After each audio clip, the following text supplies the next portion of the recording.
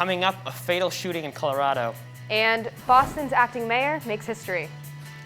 All that and more today, Wednesday, March 24th.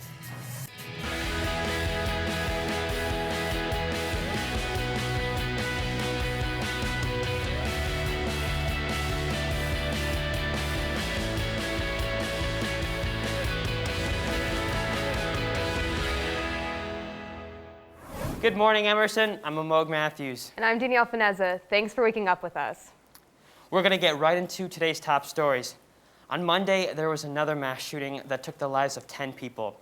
This is the second mass shooting to happen in the country in less than a week. Last week, we talked about the shooting in Atlanta. This week, we're talking about the shooting that happened in Boulder, Colorado this past Monday. The suspect entered a King Scooper's grocery store and used an AR-type assault rifle in the massacre. The victims ranged from 20 to 65. President Biden commented on the attack and called it devastating. He then urged Congress to enact legislation to ban assault rifles and high-capacity ammunition magazines. According to former classmates, the suspect was prone to angry outbursts and was known to the FBI. What's sad was that after the Parkland shooting, the city of Boulder banned assault-style weapons, but a state district court ruled last week that the city of Boulder could not enforce the ban. Big changes at City Hall here in Massachusetts. Marty Walsh has stepped down as mayor to serve as President Biden's Secretary of Labor. This made City Council President Kim Janey acting mayor starting Monday night. Janey is Boston's first female and first black mayor. She is from Roxbury and began representing Boston's 7th District 4 years ago. Janey plans to bring her lived experience and passion to her new role, saying, quote, "There's a lot of work to do." Marty Walsh was sworn in yesterday in Washington, and Kim Janey will have a ceremonial swearing in later today. According to American federal health officials, AstraZeneca may have used outdated information in their U.S. vaccine trial. On Monday, the company released a statement saying that its COVID vaccine provided strong protection among adults. They also said the study's independent safety monitors found no serious side effects, but hours after the U.S. National Institute of Allergy and Infectious Diseases issued an unusual statement saying the company provided an incomplete view of the efficacy data. The company now aims to file an application with the FDA in the coming weeks and hopefully then gain authorization for distribution in the U.S. A full jury has been selected for Derek Chauvin's trial. Chauvin is charged with second-degree unintentional murder, third-degree murder, and second-degree manslaughter in the killing of George Floyd last year. The 14th and final juror was selected yesterday. The case will be heard by 12, with 2 alternates available as well. Additional jurors can also be added in case any drop out. The jury represents a variety of ethnicities, with 3 black men, 1 black woman, and 2 women who identify as multiracial. However, the majority is white, with the remaining jurors being 2 white men and 6 white women. Arguments will begin on March 29th, and the trial is expected to last 4 weeks. And now for our weekly updates on the COVID-19 pandemic. Sinovac, a biopharmaceutical company based in Beijing, said its vaccine is safe for children. 70 million shots of Sinovac's vaccine have been given out worldwide, including in China. China has administered the vaccine to adults, but they have yet to approve it for children out of fear that their immune systems would react differently to it. Recently, Sinovac has conducted many clinical trials and submitted their data to Chinese drug regulators. Their trials show that their vaccine is safe for children ages 3 to 17. People are dashing to get their COVID-19 tests. Test collection kits are now officially available for on-demand delivery through DoorDash. The platform announced its partnership with health companies Vault Health and Everlywell Monday. The at-home saliva testing kits are available for all ages with adult supervision. The results can be shipped to labs in less than 24 hours through DoorDash as well. Now we're going to look to our political correspondent, Madison Goldberg, who has been following the status of the U.S.-Mexico border. And the possibility of a 51st state. Madison? Thanks, Amog and Danielle. Statehood for Washington, D.C. has moved to the forefront of the Democratic Party's agenda. The once localized issue now has near unanimity within the Democratic Party. The motivation for statehood is based in the fact that D.C. tends to vote differently from the rest of Virginia. This would also likely produce 2 more Democratic senators, which would further tilt the Senate blue. A new national poll shows that 54% of likely voters support D.C. statehood. The House initially passed a bill to make D.C. a state last year, but it died in the Republican-led Senate. And the White House dispatched National Security Council officials to Mexico and Guatemala on Monday.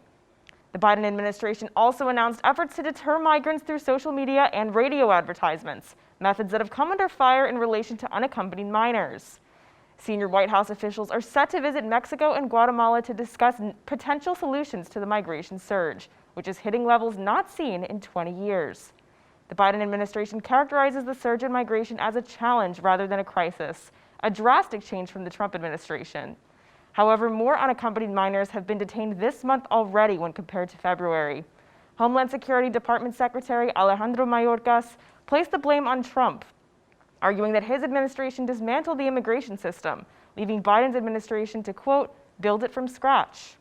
Border Patrol has detained nearly 32,000 families this month alone.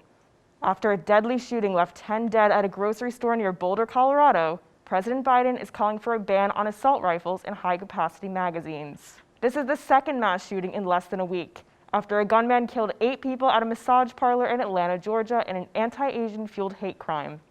This string of mass shootings marks a return to these mass casualty crimes that had slowed amid pandemic lockdowns.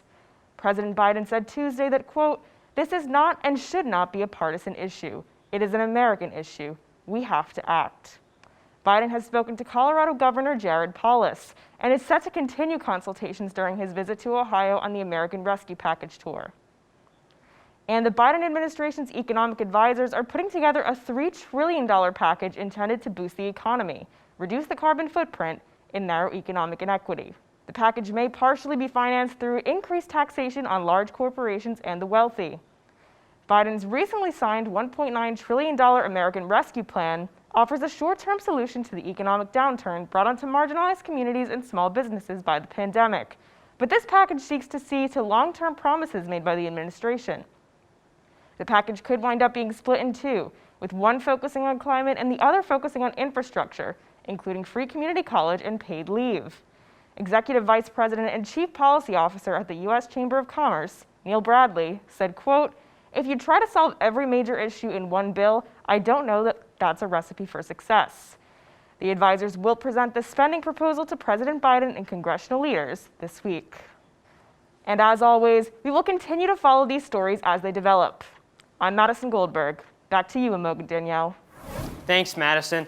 Also in Washington this week, on Monday, the Supreme Court agreed to review the case of the Boston Marathon bomber's death penalty.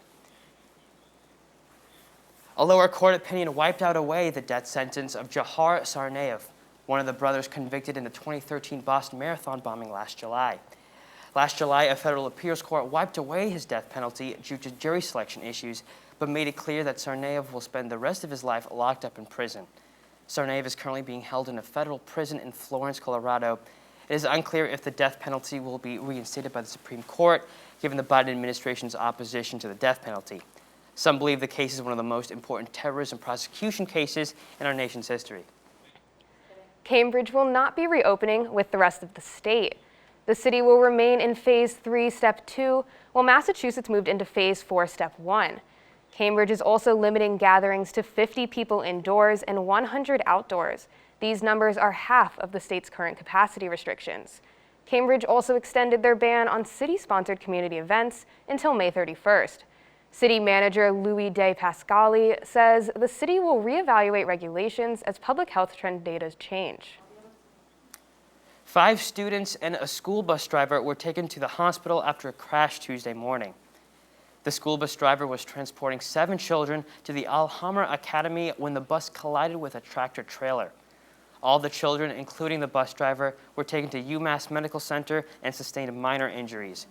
The cause of the crash remains under investigation and no charges have been filed. This is the second crash in just a few years, according to the Alhambra's principal, who said road safety needs to be addressed. Governor Baker is requesting federal support for another mass vaccination site. Baker announced this while testifying to the Joint Committee on COVID-19 and Emergency Preparedness and Management. He emphasizes the limitations of vaccine supply here in Massachusetts. Baker says previous rollout plans, quote, did not apply to the unique challenges posed by COVID-19. The current plan aims for all residents over 16 to be eligible on April 19th. Baker requesting a FEMA-sponsored mass vaccination site could make this even more possible. So while Baker continues to push for another mass vaccination site here in Massachusetts, Good Morning Emerson's Daniela Lobo-Rivera visited the new vaccination site set to open in Back Bay. She spoke with Massachusetts residents about their thoughts on the state's handling of the pandemic. I'm here at Heinz Convention Center, the new vaccination site for COVID-19 in the state. This site will replace Fenway Park beginning next week as Governor Charlie Baker looks forward to reopening Massachusetts. I'm not one to follow rules, but I definitely follow those rules that he put out. Ed Quintero is a Massachusetts resident living in Newton. He says Governor Baker's handling of the pandemic met his expectations. From saying he was an adequate response to some people were saying that he was, acting like a king. For myself, I'm happy with the response he's done. I think he's done okay by the state. For Lucas Poyser, a resident from Worcester, Massachusetts' handling of the pandemic was an effort between residents and the government. It's a two-part thing, right? You can put in as many restrictions or guidelines as you'd like on the state level, but if you don't have citizens in your state that are going to follow those mandates, well, then it doesn't make much sense. Quintero believes even though there's hope, it could bring consequences. So it does give hope, and I just concerned that there might be false hope or too much hope that people might start to let their guard down too soon. Both Quintero and Poyser look forward to a more normal future. I'm just tired of wearing a mask. Travel would be great. Being able to go somewhere like we used to enjoy. For me personally, once I can go to a sporting event that is sold out, everyone's there, no masks, I think that would be the point where I'm just like, okay, this is awesome. From Boston, I'm Daniela Lobo-Rivera. Good Morning Emerson. Thanks, Daniela. When we come back, Joey Dubois has all the madness of March Madness. And Carly Bronkema talks entertainment news. Don't go anywhere.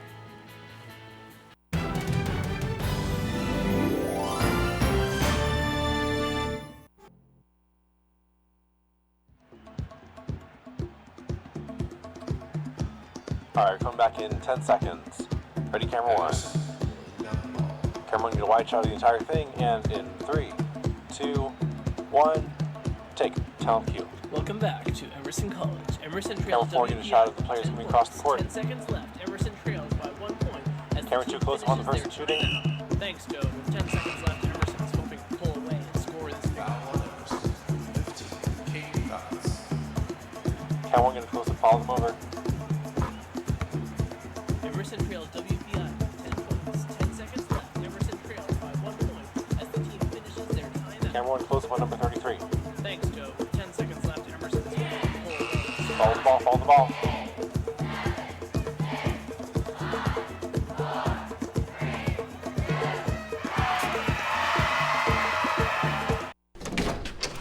Hey, we're your roomies, your homies, your new living best. We live here too. Thanks.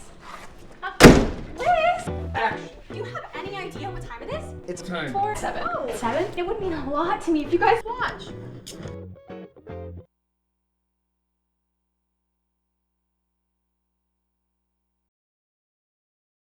Welcome back to Good Morning Emerson. We're tossing it right over to our sports correspondent, Joey Dubois, with the latest on the tournaments everyone's talking about. Hey, thanks guys. March Madness is living up to its nickname so far. The opening 2 rounds on the men's side saw many incredible upsets, but none more incredible than 15-seed Oral Roberts' win over 2-seed Ohio State. The Summit League champs then took down Florida and became only the second 15-seed ever to make the Sweet 16. Other Cinderella stories so far include Loyola Chicago, Oregon State, UCLA, and Syracuse. We'll see who can continue their improbable runs in the Sweet 16 this Saturday. It hasn't been all positives in the tournament, though. Some players on highly seeded teams faced death threats via social media after losing in the tournament. The first reported instance involved E.J. Liddell of Ohio State after the Buckeyes lost in the first round. He posted screenshots of direct messages from fans, including racist remarks. Similarly, Kofi Coburn of Illinois faced death threats in his DMs following the 1-seed's loss in the round of 32. Lots of fans dedicate time and money to predicting the outcome of the tournament, but clearly these fans crossed the line and investigations are underway. All eyes are on Deshaun Watson this offseason, but now the eyes of the law are on him as well. As of yesterday, there are now 14 different lawsuits filed against the Houston Texans quarterback for sexual misconduct, including sexual assault. Watson responded a week ago to the initial reports, saying they were, quote, meritless, and said he has always treated women with respect. Watson requested a trade from the Houston Texans, but interest around the league has cooled as teams wait to see how this situation plays out. The league is currently investigating the matter. NBA legend and former Lakers star Elgin Baylor passed away on Monday.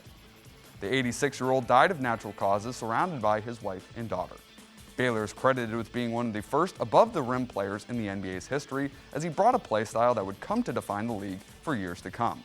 He was an 11-time All-Star and notably started playing for the Lakers when they were still in Minneapolis. Baylor later won Executive of the Year when he was general manager of the Los Angeles Clippers. Rest in peace, Elgin Baylor. That's all from me. More March Madness updates for you next week. But for now, I'm Joey Dubois, sending it back to you, Danielle and Amog. Thanks, Joey. Sad to hear about Elgin Baylor. He's a legend for sure, and he will be missed. One of the internet's biggest stars is under fire this week. Carly Bronkema has more on the allegations against this influencer and his team. Thanks, Danielle and Amog. What does it take for a YouTuber to begin his fall from the top? Within 3 days, David Dobrik lost his partnerships with SeatGeek, Dollar Shave Club, and EA Sports. Last Tuesday, Business Insider published an article where a woman featured on Dobrik's channel said she was sexually assaulted by a member of the Vlog Squad. In a statement, Dollar Shave Club said, quote, "The actions and comments made by David Dobrik, as well as some of his members of his team, are very serious and do not align with DSC values. Sexual assault and hateful language of any kind is unacceptable in any environment," end quote. Others have come forward and said Dobrik bullies his friends and his guest. Dobrik released a short apology-type video titled "Let's Talk" to his podcast YouTube channel. He emphasized the importance of consent in his content and apologized directly to former Vlog Squad member Seth Francois. The YouTuber also said he distanced himself from former members of his group because of their actions. Disgruntled fans and followers are using the reviews section of his app Dispo to demand accountability. In other celebrity news, fans are very angry with Kylie Jenner. She contributed $5,000 to a $60,000 GoFundMe for her makeup artist, Samuel Rauda, and posted on Instagram asking her fans to do the same. Jenner was trending on Twitter with many fans saying she should have fully paid the fund after Rauda's car accident. Jenner's net worth is $900 million, which means her $5,000 contribution was 0.000006% of her worth. That's the equivalent of someone worth $100,000 donating 56 cents. The organizers have since increased the GoFundMe amount to $120,000, and it is still not fully funded. Justin Bieber's newest album, Justice, was released on Friday. In an Instagram post announcing the release, Bieber said, quote, "My goal is to make music that will provide comfort, to make songs people can relate to and connect to so they feel less alone." Bieber's sixth album includes Holy, which features Chance the Rapper, Anyone, and Lonely, which features Benny Blanco. The album is more grounded and slow-paced than Bieber's earlier releases and features 16 tracks. That's all from me this week. Back to you, Danielle and Amog. Thanks, Carly. Danielle, it is crazy about David Dobrik. He is huge on YouTube. I know, and I know that he just posted an apology video recently, so it'll be interesting to see how his fans react to that. Ooh, interesting. Technology is getting more and more advanced. That's right, and our What's Trending correspondent Adelaide Willer is going to tell us all about the viral trends that have users fooled. Today's latest news is that no, Tom Cruise is not on TikTok, but a shockingly realistic series of videos are, and they're confusing millions of TikTok users. The latest internet trend involves celebrities' faces and synthetic media, also known as deep fakes. And for many, this is their first experience with the new technology. So what is a deep fake? The word deepfake combines the terms deep learning and fake and is a form of artificial intelligence. Its technology uses footage of a real person but uses digital imaging to replace their face, sometimes also altering the voice. The results create a video that can put an actor into a movie they were never in, to make a politician say something they never said, or to make a TikTok that looks just like Tom Cruise playing golf. While the TikToks that are circulating are mostly for fun, many recognize this technology to be a cause for concern. If you look at the stats for next year, I think it's over 82% of global internet traffic is going to be through the consumption of video content. So this is something that's going to impact people in their very personal lives. It's something, it's a technology that already is and will continue to be misused by criminals. It's a technology that can be used by somebody who has a grudge against you. In addition to the Tom Cruise videos that have been circulating, the Wombo.ai app has spread across social media with over 2.2 million downloads and 15 million Wombo videos created. So essentially what that means is that Hollywood level special effects, you know, the type of things that you see in these blockbusters, which would previously have been inaccessible to anyone except those with, you know, a whole special effects studio, that is basically going to become something that anybody can create or do. TikTok announced last August that they were going to update their policies on misleading content and impersonations, but it's clear that for now, deepfakes are continuing to gain traction on the app. For Good Morning Emerson, I'm Adelaide Willert. Back to you. Thank you so much, Adelaide. And as promised, this morning we're joined by our musical guest, Kaylee Fetterman. Thank you so much for coming on the show today, Kaylee. Thank you guys so much for having me. Do you miss performing live at all? I know your Spotify has a good amount of places that you performed at. Had my last show almost a year ago, pretty much a year ago this month. And it was my last big show. I opened for Allie Brooke of Fifth Harmony at Brighton Music Hall. And it was funny because she had to cancel the whole rest of the show after that. They had to get special permission from the promoters to go on that night.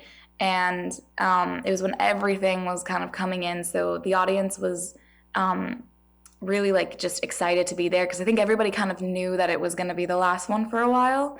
So for me, it was a great way to kind of go out with a bang for, you know, however long. But yes, I miss performing live so much. Yeah. But hopefully it'll be coming back very soon. That's a crazy story of like big end going out with a bang for sure. Yeah. But since then, you've had a huge following on TikTok. We were checking out some of your videos before the show. What is the reaction like to your music there? It's great because it feels like people are enjoying it, I hope. I posted a video of a demo in December, and that's the one that started to kind of pick up and do really well. So then we ended up fully producing it and releasing it, and I think that's the one that people kind of gravitated to more. And so then we just are kind of building off of that. I mean, when you can't perform live, TikTok is just a great way to like get your name out there as well. Have you had any like posts go viral on TikTok?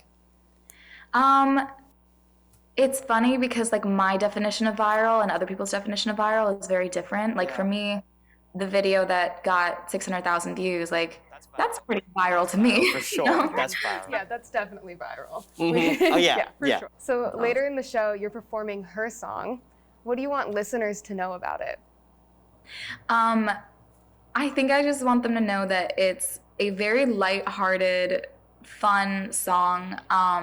It is not poking fun or judging anybody's lifestyle. I think for whoever hasn't listened to the lyrics and then you listen to the lyrics, sometimes it can come across as like, is she judging this person? And I promise you, I'm not. It's 1000% like fun. Yeah, we're excited for it too. Well, thank you so much for coming on the show today, Kaylee.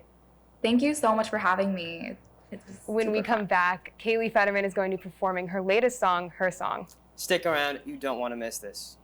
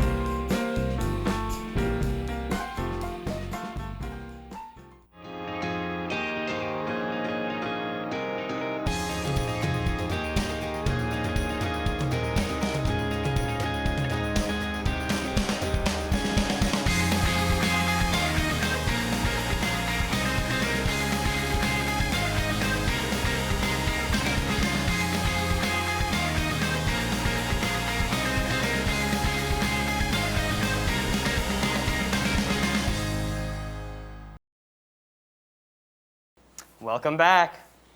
Here with us this morning to virtually perform her latest song, Her Song, here's Kaylee Fetterman. She's 19, doesn't know who she is. Daddy pays her way through private college, where she made her way through the boys' wrestling team and the soccer team and the baseball. Her best friends, they don't know her last name. Queen of last call, daily dose of champagne, and every weekend there's another new name on the blacklist, on the red list. It goes number 10, he said all the wrong words, saw someone better so she kicked him back to the curb. And number 9 had brown eyes, she likes blue. Number 8, his texts were always too late, and number 7 came around bringing an earthquake. But number 6 blew her mind wide open, she won't forget. Plays along, I think she really means well, but within 2 weeks she kissed number 6 farewell. What you gonna do? Number 5, that tattoo.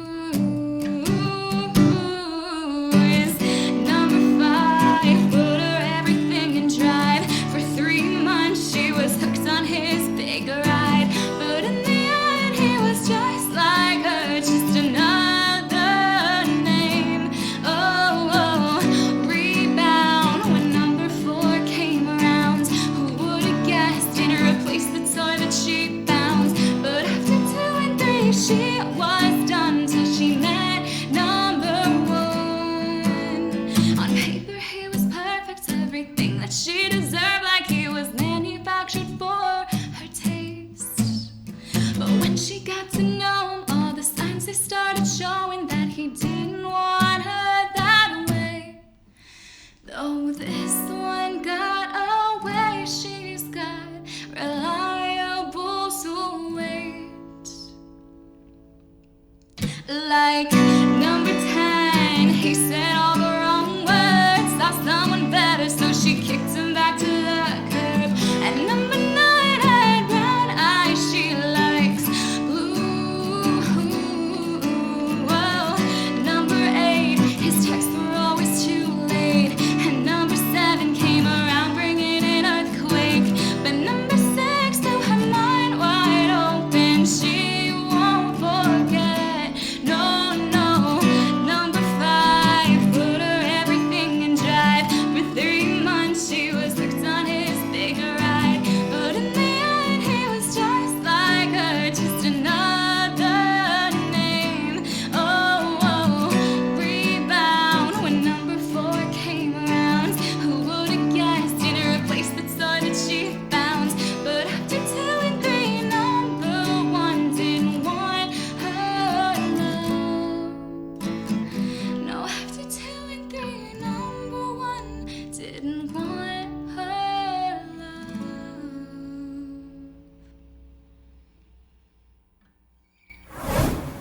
Wow, Danielle, that song is a major bop. As I was getting changed this morning, I was dancing the whole time.